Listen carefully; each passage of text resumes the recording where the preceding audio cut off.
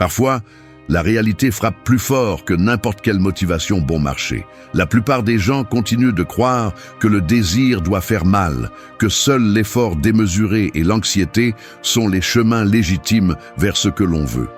Mais la vérité est que cette mentalité est précisément ce qui nous maintient enchaînés, courant derrière des objectifs qui semblent fuir de plus en plus vite. Nous vivons dans une culture qui glorifie l'épuisement et l'obsession. Mais les stoïciens l'ont compris avant quiconque. Aucun accomplissement ne vaut le prix de la perte de la paix intérieure.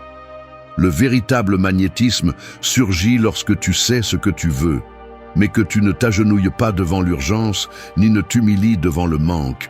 C'est le pouvoir du détachement. Manifester n'est pas une question de crier à l'univers tes désirs, ni de te forcer à être positif tout le temps, mais d'entraîner l'esprit à soutenir le désir depuis le calme et la discipline.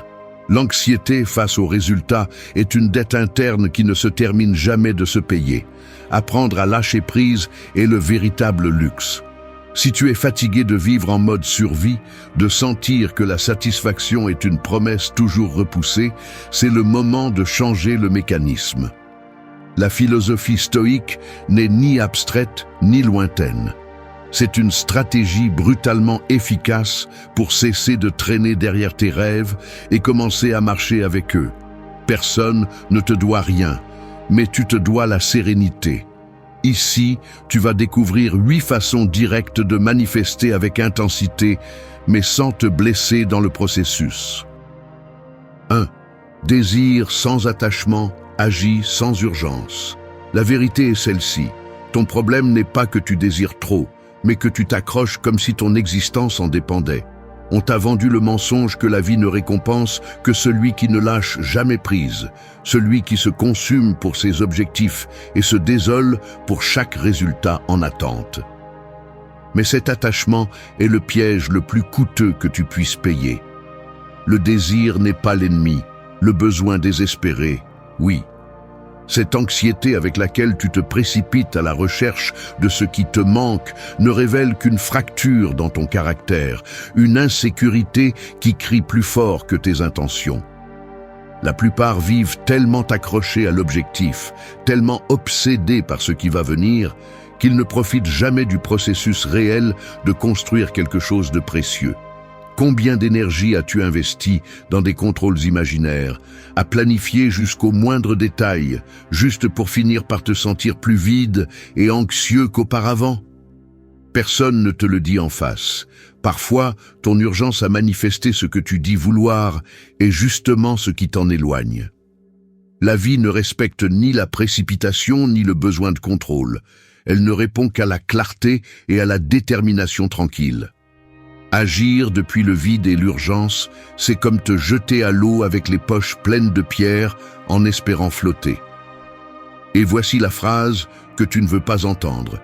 Rien de vrai ne naît du désespoir. Si chaque décision que tu prends est teintée de peur de perdre, de te sentir insuffisant sans ce résultat, tu as déjà perdu avant de commencer. C'est toi qui t'attaches à une dette émotionnelle impossible à rembourser, poursuivant validation ou sécurité dans l'extérieur. Ne confonds pas désir avec urgence. Le premier peut être une force puissante. Le second, une chaîne qui t'entraîne vers l'anxiété, vers l'autodestruction silencieuse, vers ce sentiment que rien n'est suffisant. Le stoïcisme exige de toi une honnêteté brutale. Veux-tu vraiment évoluer ou veux-tu juste cesser de te sentir mal à l'aise pendant un moment? Si tu n'es pas capable de lâcher le résultat, d'agir avec conviction et ensuite de laisser aller, tu deviens esclave de tes propres objectifs. Désirer sans attachement, c'est entraîner le muscle de la confiance. Il s'agit de pouvoir regarder ce que tu veux en face, de reconnaître la valeur que cela a pour toi et pourtant, de ne pas hypothéquer ta paix mentale une seconde de plus. Cela signifie agir, oui, mais le faire depuis un centre de gravité propre, pas depuis l'urgence de celui qui se sent incomplet. C'est ta souveraineté. La plupart échouent parce qu'ils veulent forcer le temps, parce qu'ils exigent des garanties avant de lever le petit doigt. Mais la vie ne fonctionne pas selon tes conditions. La sérénité est un filtre qui te permet de voir avec précision ce qui compte vraiment et d'agir seulement quand c'est nécessaire. Le reste est du bruit mental, un gaspillage inutile d'énergie et des justifications qui ne te soulagent que temporairement, mais te plongent à long terme. Si tu oses désirer sans attachement et agir sans urgence, tu entres dans un autre niveau de jeu. Celui qui n'a pas besoin attire, celui qui supplie repousse. Ne te laisse pas tromper.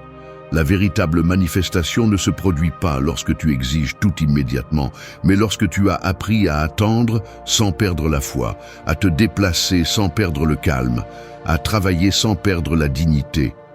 C'est à ce moment-là que tu cesses de mendier des résultats et commences à les recevoir. Il ne s'agit pas de ne rien vouloir, il s'agit de ne pas en avoir besoin pour te sentir entier. C'est ainsi qu'on gagne vraiment. 2.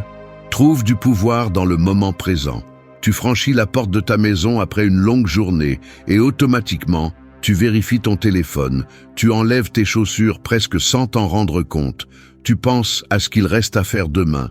Tu repasses ce qui est resté en suspens, ce que tu n'as pas dit, ce que tu n'as pas réussi. Ton corps est ici, mais ta tête a déjà sauté ailleurs, comme si cet instant n'était qu'une formalité entre deux préoccupations. C'est ainsi que fonctionnent les mécanismes mentaux qui te volent ta présence. L'esprit lance des hameçons vers le futur, collectionne les erreurs du passé et te maintient dans une dette constante envers un moment qui n'arrive jamais. Tu vis piégé dans l'anticipation, croyant que le prochain objectif, la prochaine conversation, la solution au problème vont te rendre quelque chose que tu sens perdu. Mais ce quelque chose n'apparaît jamais, car tu ne t'arrêtes jamais pour être véritablement là où tu es. Le pouvoir du moment présent est plus qu'une belle phrase ou un cliché motivationnel. C'est le seul outil réel que tu as pour changer ton expérience. Lorsque tu es dispersé, tu deviens esclave de scénarios hypothétiques et de ce qui se serait passé si, perdant l'opportunité d'utiliser ce que tu peux réellement contrôler, ton attention. Le monde extérieur ne va pas cesser d'exiger, mais tu peux choisir de ne plus répondre en pilote automatique. C'est ici que les stoïciens faisaient la différence. Leur entraînement consistait à reprendre le contrôle de l'esprit, à refuser de vivre comme des otages de l'anxiété ou de l'attente. Chaque fois que tu renonces au présent, tu remets ta force à ce qui n'existe pas. Reconnaître ce mécanisme est inconfortable.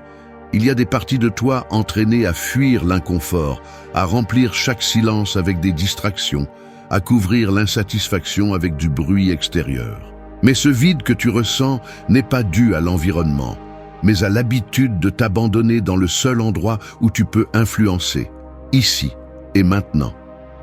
Tu n'as pas besoin de techniques ésotériques ni de formules compliquées. Ce qui manque, c'est le courage de regarder en face cette seconde et de te rendre responsable de ce que tu penses et ressens. La présence est un muscle qui s'atrophie par négligence. Chaque fois que tu te surprends à fuir vers le futur ou à te réfugier dans le passé, tu entraînes ton incapacité à manifester quelque chose de réel. Ne te méprends pas. Être présent n'est pas se résigner ni cesser de rêver. Il s'agit de t'ancrer dans ta seule plateforme de pouvoir. Le désir n'a de force que si tu l'enracines dans le maintenant. Le futur n'existe pas au-delà de ce que tu construis en cet instant. Tu peux avoir les objectifs les plus grands, mais si ton énergie se disperse dans des scénarios imaginaires, tu perds en précision, tu perds en magnétisme, tu perds le contrôle.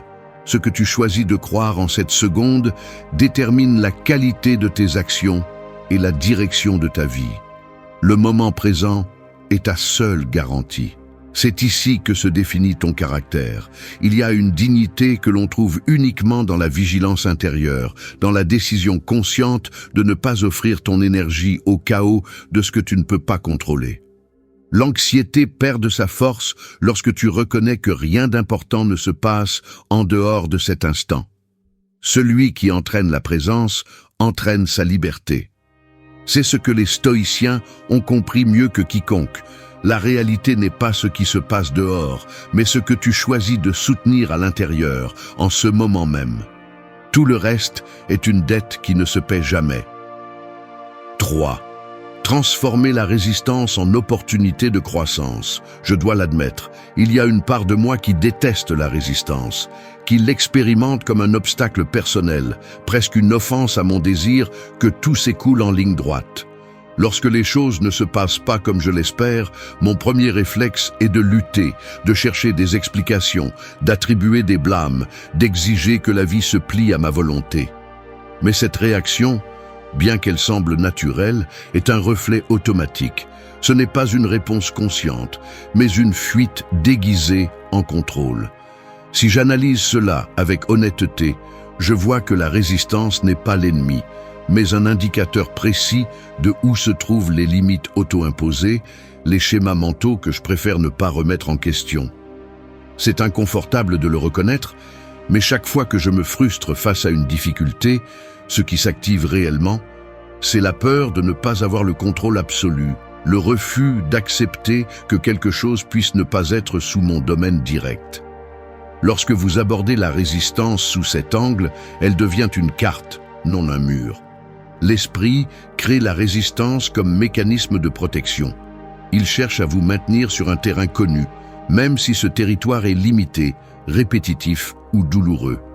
Il préfère l'inconfort familier plutôt que le risque du nouveau, car là, au moins, il sait comment réagir, quoi attendre. Cet confort toxique est ce qui vous maintient petit. Si votre impulsion automatique face à la résistance est de vous retirer, de suspendre l'action ou de vous plonger dans des plaintes, vous renforcez en réalité la narration de l'impuissance. La conséquence directe est le stagnation. Vous vous convainquez que la vie est contre vous, alors qu'en réalité, c'est vous qui avez refusé de grandir dans la bonne direction. Chaque obstacle est une invitation à revoir vos croyances limitantes, à affronter l'inconfort d'évoluer, à démonter la peur sous-jacente qui vous fait préférer la sécurité à ce qui est possible. Il y a une erreur stratégique à voir la résistance comme une punition. En réalité, c'est un filtre conçu pour séparer ceux qui désirent seulement de ceux qui sont prêts à se transformer. Si ce que vous voulez a réellement de la valeur pour vous, vous devriez vous demander, et voici la seule question de ce bloc, quelle version de vous-même cette résistance exige-t-elle? Parce que si ce que vous poursuivez ne vous défie pas à changer, ce n'est pas un vrai désir, mais une fantaisie confortable. La croissance personnelle ne se produit pas en l'absence d'obstacles, mais dans la manière dont vous les utilisez pour polir votre caractère. Chaque difficulté, chaque refus, chaque retard est une opportunité d'entraîner la patience, la clarté mentale et l'adaptabilité. Il ne s'agit pas de tolérer la souffrance par masochisme, mais d'apprendre à lire les signaux et à ajuster votre stratégie en temps réel. La manifestation consciente implique d'accepter que chaque résistance est, au fond, un entraînement. Ce n'est pas ce que vous affrontez qui vous définit, mais comment vous répondez. Si vous êtes capable de regarder le processus en face, d'identifier ce que cet obstacle vous demande, plus de concentration, plus de résilience, moins d'égoïsme, plus d'humilité, et que vous osez modifier votre approche, le résultat cesse d'être pertinent. Vous devenez une personne pour qui le succès n'est pas la destination, mais la conséquence naturelle d'avoir suffisamment grandi pour le soutenir. L'obstacle est le seuil, la croissance, le véritable prix. C'est la différence radicale entre ceux qui avancent et ceux qui répètent des cycles sans fin. Transformer la résistance en opportunité est une décision quotidienne, pas un événement ponctuel. Chaque fois que vous choisissez d'affronter l'inconfort, d'analyser la véritable cause de votre frustration et d'agir depuis un endroit plus évolué, vous renversez le schéma. Le stoïcisme ne cherche pas à éliminer les défis, mais à vous apprendre à les utiliser comme des plateformes d'auto-leaderie. Celui qui fuit la difficulté renonce à son propre pouvoir. Il ne s'agit pas de chercher la vie facile, mais une vie où chaque résistance est un terrain fertile pour le développement de votre meilleure version. C'est la clé. Voir la friction non pas comme une punition, mais comme la preuve irréfutable que vous avancez vers quelque chose qui en vaut la peine. 4. Prends le contrôle de ton état intérieur. Il y a des jours où ton état intérieur ressemble à une salle de contrôle remplie de lumières clignotantes, de cadrans qui tournent sans relâche, de petites alarmes qui sonnent et tu ne sais pas exactement laquelle traiter en premier. Chaque stimulus externe est comme une main invisible qui ajuste les commandes, augmente le volume de l'anxiété, diminue le ton du calme, interrompt ton attention jusqu'à la rendre chaotique. Tu peux sentir comment les muscles de ton cou se tendent, comment la mâchoire se serre un peu plus, comment le geste se durcit même si personne ne le remarque. C'est ainsi que, sans t'en rendre compte, tu cèdes le gouvernail de ton expérience à tout ce qui se passe à l'extérieur. Un mot mal dit, un message qui n'arrive pas, une attente qui s'effondre soudainement. Il est facile de vivre ainsi, réagissant par réflexe, comme si tu étais une machine programmée selon la température de l'environnement, sans jamais t'arrêter pour te demander qui régule vraiment ton état intérieur. Mais voici le point central. Rien d'extérieur n'a le pouvoir de te plier si tu décides de prendre le contrôle de cette salle de commande. La plupart des gens laissent le climat émotionnel du jour dicter leur humeur, comme si chaque réaction était inévitable, comme si le malaise était une condamnation automatique. Le stoïcisme coupe court à ce mensonge. Les anciens savaient que la véritable autorité ne dépend pas de ce qui t'arrive, mais de la manière dont tu choisis de le traiter. Tu peux t'observer presque de l'extérieur. Tu remarques le pouls accéléré quand quelque chose t'irrite. Tu reconnais la tension dans les épaules, la respiration saccadée. Au lieu de te laisser emporter, tu fais une pause délibérée. Tu prends de l'air, relâches ton corps, adoucis ton regard. C'est un acte apparemment petit, mais c'est là que se produit le miracle. Tu n'es pas l'esclave de tes impulsions, tu les reconnais et choisis ta réponse. Le calme est une décision, pas une coïncidence. C'est une phrase qui vaut de l'or. Le contrôle intérieur ne signifie pas s'anesthésier ni réprimer ce que tu ressens. C'est plutôt ajuster le focus, tout comme tu régules la netteté d'une image. Tu enlèves le filtre de l'urgence, réduis la saturation du drame et commences à distinguer l'essentiel de l'accessoire. Une mauvaise nouvelle ne devient pas une sentence, une critique n'est pas une dague, un retard n'est pas une catastrophe. Tu commences à remarquer la différence entre réagir et répondre. Réagir est automatique, presque animal. Répondre est un acte conscient, un exercice de pouvoir intérieur. C'est ici que la manifestation réelle trouve son terrain fertile. Tu ne peux attirer que ce qui est en harmonie avec ton état intérieur. Et cet état est une construction quotidienne, pas un accident. Il y a un geste presque imperceptible qui sépare celui qui maîtrise son état de celui qui vit à la merci du chaos. La capacité de se tenir debout au milieu de la turbulence, de rester centré alors que tout invite à perdre son axe. Tu n'as pas besoin de grands discours ni de philosophies alambiquées. Il te suffit de te rappeler que le seul endroit où tu peux agir avec autorité est ton propre centre émotionnel. Le monde peut être en désordre, les gens peuvent être imprévisibles, les circonstances peuvent changer sans préavis, mais ta réaction t'appartient. Rien d'extérieur ne peut te voler la paix sans ta permission. Gravez cette phrase dans ta mémoire. C'est un entraînement, pas une inspiration passagère. Chaque fois que tu choisis de ne pas céder à l'irritation, que tu transformes l'inquiétude en action sereine, que tu échanges la plainte contre une décision, tu renforces les fondations de ton autodiscipline. Ce n'est pas la perfection, c'est la pratique. Les stoïciens n'étaient pas des saints, ils étaient des humains qui se fatiguaient, se frustraient, mais ne déléguaient jamais la clé de leur état intérieur à d'autres mains. La véritable autorité commence dans ta manière de ressentir et se reflète dans la qualité de ce que tu projettes. Si tu veux manifester quelque chose de grand, commence par nettoyer ta salle de contrôle. Le reste viendra tout seul. 5. Choisis quand agir, quand attendre. Agir sans savoir attendre, c'est saboter son propre processus. La plupart des gens ne échouent pas par manque de talent ou de ressources, mais à cause de cette compulsion enfantine de vouloir forcer chaque résultat, de confondre mouvement et avancement, de croire que la vie ne récompense que celui qui ne s'arrête jamais. On t'a entraîné à ressentir de la culpabilité lorsque tu ne fais rien. comme si la valeur personnelle dépendait d'être toujours occupé, toujours en train de pousser, toujours au bord de l'épuisement. Mais cette urgence ne te rend pas plus productif, elle te rend seulement plus aveugle aux signaux qui t'indiquent quand il est temps d'avancer et quand il est temps de rester calme. Il est inconfortable de le reconnaître, mais ton anxiété à agir est le masque parfait pour ne pas affronter la peur de rester immobile et de regarder ta propre insécurité en face. Certains remplissent leur journée de tâches inutiles juste pour ne pas entendre le vide en arrière-plan. D'autres se paralysent en attendant une certitude absolue qui n'arrive jamais.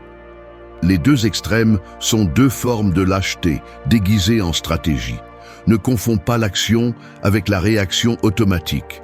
Prendre une décision sous la pression, l'impatience ou la peur de l'immobilisme est un investissement émotionnel qui a des intérêts très élevés. Chaque fois que tu agis sans clarté, tu alimentes seulement la confusion et tu t'éloignes de tout résultat authentique. Le stoïcisme ne te demande ni résignation ni passivité. Il exige de la précision. Savoir distinguer quand intervenir et quand laisser la vie suivre son cours est un art que peu maîtrisent, car cela implique de lâcher le contrôle que tu cherches obsessionnellement. Derrière la hâte de toujours bouger, il y a une fracture dans le caractère, une incapacité à tolérer le soi-disant ne rien faire, alors qu'en réalité, c'est l'espace où la maturité et l'intuition se développent. Il n'est pas surprenant que la plupart répètent les mêmes erreurs encore et encore. Ils agissent trop tôt ou trop tard parce qu'ils n'ont pas le courage d'attendre dans le vide, de supporter la tension sans fuir vers une action vide. L'impatience est une dette qui se paie cher. Tu veux des résultats immédiats parce que tu crains que, si cela ne se produit pas maintenant, cela ne se produira jamais. Mais la vie ne répond pas à tes délais arbitraires. Celui qui sait attendre ne reste pas inerte. Il reste alerte, lit le terrain, observe les petits changements et affine sa stratégie. Attendre n'est pas de la passivité, c'est de la discipline. C'est la capacité de soutenir le désir sans le transformer en besoin, de réserver ton énergie jusqu'à ce que l'action soit réellement efficace. C'est la différence entre ceux qui parviennent à manifester ce qu'ils veulent et ceux qui gaspillent simplement leur force dans des batailles sans sens. Agir à contretemps, c'est perdre deux fois. Tu perds l'effort et tu perds l'opportunité. Il y a une brutalité honnête à accepter que tu n'as pas toujours le contrôle du rythme, que parfois, la chose la plus sage est de te retenir, de renforcer la patience comme un muscle que presque personne n'entraîne. Le monde est rempli de gens qui avaient tout à portée de main et qui l'ont ruiné parce qu'ils ne savaient pas attendre le bon moment. Il est aussi rempli de ceux qui n'ont jamais essayé parce qu'ils se sont convaincus que le premier obstacle était un signe pour renoncer. Aucun des deux n'a d'autorité sur sa vie. Les deux sont esclaves de leurs impulsions, de la peur ou de l'anxiété. Si tu veux des résultats différents, tu as besoin d'une stratégie différente. Apprendre à lire tes propres impulsions, à ne pas donner ton énergie à l'urgence ni à la léthargie. Choisis quand agir et quand attendre. C'est la différence entre un débutant et un maître. Ce n'est pas celui qui bouge le plus qui gagne, mais celui qui sait quand bouger. Arrête de cacher ta faiblesse derrière la précipitation ou l'excuse de la prudence infinie. La vie récompense celui qui décide en conscience, pas celui qui se consume dans le bruit de l'action inutile. 6.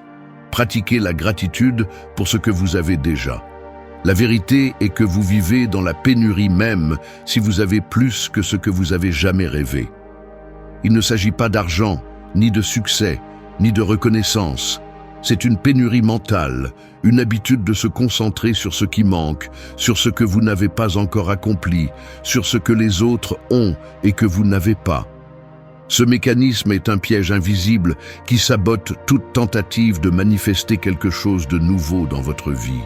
Vous ne reconnaissez pas ce que vous avez parce que votre esprit est entraîné à minimiser chaque réussite, à réduire chaque avancée, à transformer l'abondance en quelque chose d'invisible. C'est ainsi que fonctionne l'insatisfaction chronique. Vous opérez à partir d'un déficit émotionnel, comme si tout ce que vous êtes et avez n'était qu'un simple prélude avant d'obtenir l'important. Mais c'est là la racine de la frustration. Aucun accomplissement n'est suffisant pour celui qui ne prend jamais le temps de remercier ce qu'il possède déjà. La véritable gratitude n'est pas un joli slogan.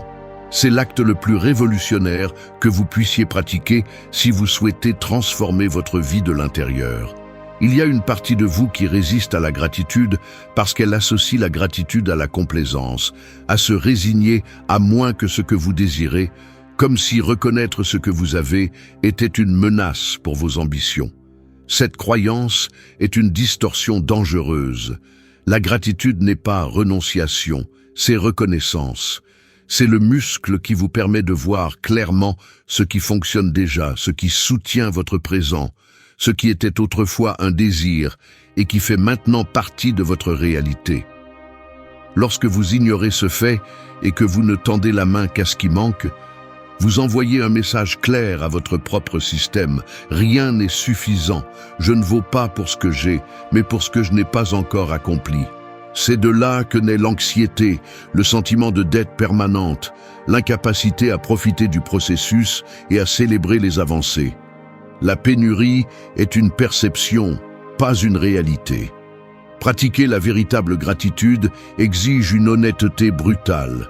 Ce n'est pas rester en surface en disant des phrases automatiques chaque matin, c'est examiner le poids de vos pensées, le filtre avec lequel vous jugez vos journées, la tendance à minimiser le positif par peur de devenir vulnérable ou que la vie vous l'enlève. C'est ici que la psychologie profonde et le stoïcisme se rencontrent. Les deux vous demandent d'interrompre le circuit de la plainte intérieure et de confronter l'habitude de vivre en attendant toujours le prochain miracle. La gratitude interrompt la dette émotionnelle et vous oblige à regarder de front ce qui existe déjà. C'est un entraînement inconfortable car cela détruit la narration selon laquelle ce n'est jamais assez. Une narration que vous utilisez pour justifier l'insatisfaction, le perfectionnisme et l'urgence d'accumuler davantage. Être reconnaissant ne vous rend pas passif, cela vous rend puissant. Car seul celui qui reconnaît son abondance intérieure peut désirer sans besoin, demander sans supplier et agir avec la certitude qu'il est déjà complet. C'est le véritable secret du magnétisme. Lorsque vous vous reliez à la vie depuis la plénitude, vous attirez de nouvelles opportunités sans porter l'énergie lourde du désespoir. Il n'y a pas de plus grand sabotage que de vivre en attendant le grand accomplissement externe pour vous sentir digne de remercier. Si vous n'êtes pas capable de trouver de la gratitude pour ce que vous avez aujourd'hui, vous ne la trouverez pas non plus lorsque vous irez plus loin. Remerciez d'abord, puis manifestez. C'est la ligne qui sépare l'abondance réelle de l'accumulation vide. Chaque jour, vous avez le choix de renforcer le muscle de la gratitude ou d'alimenter le déficit. C'est une décision interne, une reprogrammation consciente qui nécessite vigilance et discipline. Vous ne pouvez pas contrôler tout ce qui se passe, mais vous pouvez choisir le prisme à travers lequel vous regardez votre vie. L'abondance commence dans l'esprit, pas dans le compte bancaire, ni dans les réalisations visibles. Si vous entraînez votre attention à détecter ce qui fonctionne déjà, ce qui est déjà précieux, vous commencez à manifester depuis un terrain fertile. Personne ne peut remercier à votre place. Personne ne peut transformer votre perception sauf vous-même.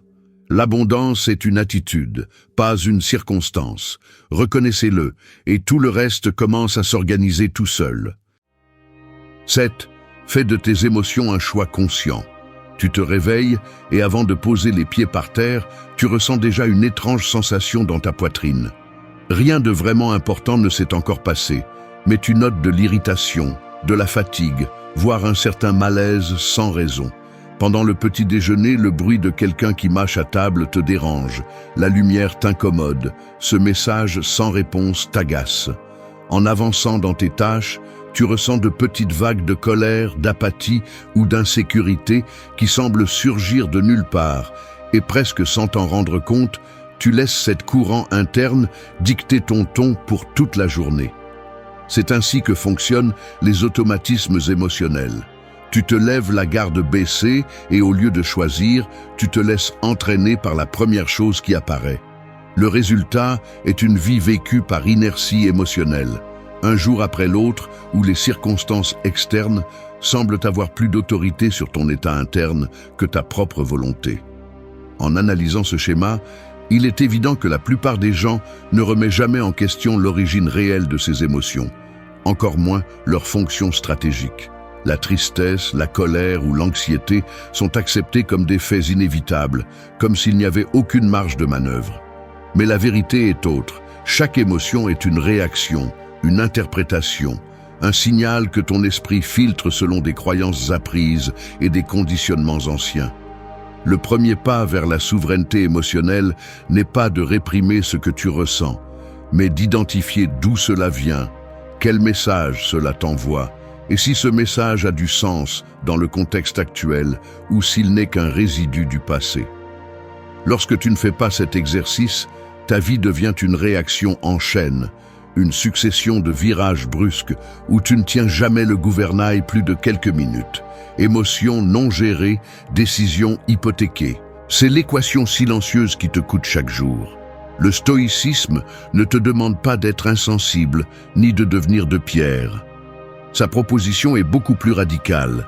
Il te demande de prendre le contrôle délibéré de ta réponse émotionnelle. Tu ne peux pas éviter de ressentir, mais tu peux choisir comment tu traites, canalises et utilises ce poids. Le défi est de rompre l'habitude de blâmer l'environnement pour chaque changement d'humeur et de reconnaître que les émotions ne sont pas des sentences, mais de l'information. Tu peux t'entraîner à distinguer entre ce qui est utile et ce qui n'ajoute qu'un poids inutile. Chaque fois que tu choisis de ne pas réagir automatiquement, mais de faire une pause et de revoir l'origine de ton émotion, tu renforces ce muscle invisible qui sépare ceux qui vivent à la merci de l'environnement de ceux qui construisent leur état interne. Là où il y a choix, il y a pouvoir. C'est aussi simple que cela et aussi difficile. Il ne s'agit pas de nier les moments de basse énergie ou la douleur légitime, mais d'éviter qu'ils ne s'emparent de ta narration. Si tu permets à chaque stimulus externe de définir le scénario de ta journée, ton caractère se dilue et ta capacité à manifester quelque chose de propre s'évanouit. La maîtrise émotionnelle n'est pas une fantaisie de contrôle absolu, mais un entraînement quotidien où tu décides, encore et encore, si tu cèdes ton énergie à l'irritation, au ressentiment ou à la peur, ou si tu choisis une attitude plus utile, plus alignée avec ce que tu veux construire. La résignation est confortable, le choix conscient coûte, mais c'est le seul chemin vers la véritable liberté intérieure. La psychologie profonde le confirme. Ta réaction émotionnelle habituelle est une empreinte, une habitude que tu peux réécrire si tu as le courage de la remettre en question en temps réel. L'émotion surgit, tu l'observes, tu la traites, et seulement alors tu décides si tu l'alimentes ou si tu la laisses passer. Laisseras-tu ton état interne au hasard ou feras-tu du ressenti une stratégie et non une condamnation? Celui qui maîtrise ses émotions maîtrise son destin. C'est là que commence la véritable manifestation. 8. Fais confiance au rythme naturel de la vie. Je dois l'admettre, j'ai du mal à supporter la lenteur avec laquelle ma vie avance parfois. Il y a des matins où je me réveille avec la sensation que tout devrait aller plus vite, que quelque chose d'important est en train de me filer entre les doigts pendant que j'ai à peine réussi à sortir de l'inertie. Je regarde le calendrier, je consulte les notifications, je calcule mentalement les retards, et dans ce décompte silencieux, je commence à ressentir une pression sourde dans la poitrine, comme si chaque jour perdu était une dette accumulée que je ne finirais jamais de rembourser. Le corps réagit avant l'esprit. La mâchoire se tend, les épaules se haussent légèrement, la respiration se raccourcit. C'est un malaise subtil, mais réel. Là, dans ces petits détails, se révèle la vérité inconfortable. Je ne fais pas entièrement confiance au rythme naturel de la vie. Je me découvre en lutte contre le temps, exigeant des résultats immédiats, forçant des portes qui ne sont pas encore prêtes à s'ouvrir, comme si ma valeur dépendait de la vitesse à laquelle j'atteins l'endroit où je veux être. Observer mes propres gestes, le mouvement agité des doigts, le regard qui saute d'un écran à l'autre à la recherche de signes de progrès, suffit à comprendre comment l'impulsion de contrôler le temps est un piège invisible. On nous a entraînés à mesurer la vie en réalisation et en avancée, comme si la maturité était une ligne droite sans pause ni recul. Mais la nature ne se précipite jamais, et pourtant tout se réalise. Il y a un rythme souterrain dans les choses que tu ne peux pas accélérer sans en payer un prix élevé. La fatigue accumulée, l'anxiété chronique, cette irritation sourde qui t'accompagne, même lorsque tu célèbres de petites victoires. Tu peux le sentir sur ta peau, dans ton estomac, dans la façon dont les minutes te filent entre les doigts pendant que tu attends enfin que quelque chose se produise. Le désir de sauter des étapes est une fracture dans le caractère. Il révèle la peur de rester en arrière, de ne pas valoir si tu ne produis pas, que la vie te dépasse. La réalité est que la croissance authentique ne répond jamais à tes caprices ni à tes calendriers. Il y a des processus internes qui demandent plus de temps que tu ne voudrais leur accorder, des blessures qui ne se referment pas simplement parce que tu le décides, des projets qui mûrissent hors de ta vue. Refuser d'accepter ce rythme, c'est comme essayer de forcer la pousse d'une graine en tirant sur ses feuilles. Tu ne fais que briser ce qui était destiné à fleurir. La confiance dans le processus est, avant tout, une discipline mentale. C'est la capacité de garder son calme lorsque l'environnement te pousse à accélérer, de continuer à montrer de la conviction, même si le résultat n'apparaît pas encore. Le temps remet tout à sa place, même si tu n'aimes pas l'ordre. C'est le postulat le plus douloureux à accepter. Si tu observes attentivement, tu verras que les meilleures choses de ta vie ne sont jamais arrivées sous pression. Les relations authentiques, les apprentissages profonds, même les réalisations qui t'ont réellement changé sont survenus à un moment inattendu, lorsque tu avais déjà lâché prise sur l'urgence et cessé d'exiger des garanties. Le stoïcisme te demande cet acte de foi brutal. Faire confiance au fait que la vie a un rythme plus sage que ton impatience, que ce qui t'est destiné se présentera non pas parce que tu le poursuis désespérément, mais parce que tu as fait ta part, et ensuite lâcher prise. L'impatience est la dette la plus coûteuse que tu paies, la confiance, l'actif qui te rapporte le plus à long terme. Il ne s'agit pas de rester immobile ni de te résigner à quoi que ce soit. C'est un équilibre délicat entre agir avec intention et respecter les cycles que tu ne peux pas gouverner. Apprendre à lire les signes, à distinguer quand il est temps de semer et quand il est temps d'attendre la récolte, est la marque de quelqu'un qui a mûri au-delà de l'immédiateté. La précipitation est l'ennemi de la manifestation. Laisse cela s'installer. Le véritable défi est de maintenir la foi lorsque tout semble lent, lorsque les preuves tangibles de progrès font défaut, lorsque le silence pèse plus que n'importe quel mot d'encouragement. Là, dans cet espace inconfortable, la confiance s'entraîne. Ce qui est à toi ne se perd pas. Il est simplement en train de se préparer. Merci d'être resté jusqu'à la fin de la vidéo. Si vous avez tout vu, commentez « Je suis stoïcien » comme notre signe secret, indiquant que vous êtes un véritable apprenant du stoïcisme. N'oubliez pas de vous abonner et de liker la vidéo si elle vous a plu.